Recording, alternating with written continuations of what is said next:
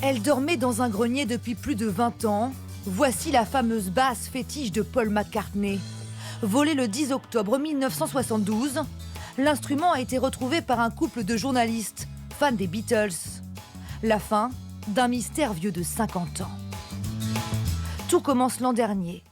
Des passionnés lancent un appel dans la presse pour retrouver la guitare de leur musicien préféré, celle qu'il a utilisée pour enregistrer ses plus grands tubes, notamment She Loves You.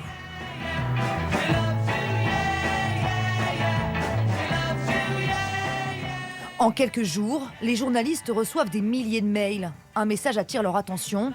Une personne affirme savoir par qui, mais surtout où la basse a été volée.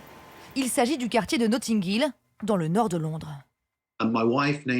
Avec ma femme, on a regardé l'annuaire de 1972 pour voir qui habitait dans les appartements et les maisons là où la guitare a été volée.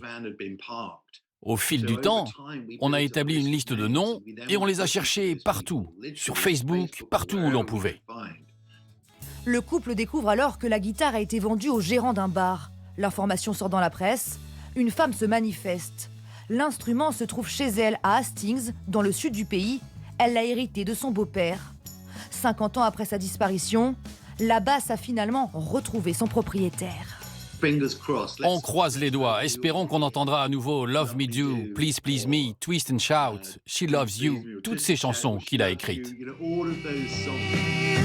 Dans un communiqué, Paul McCartney a remercié les détectives amateurs qui ont réalisé ce petit miracle. Désormais, tous les fans des Beatles espèrent qu'il remontera bientôt sur scène pour entendre à nouveau le son de cet instrument devenu mythique.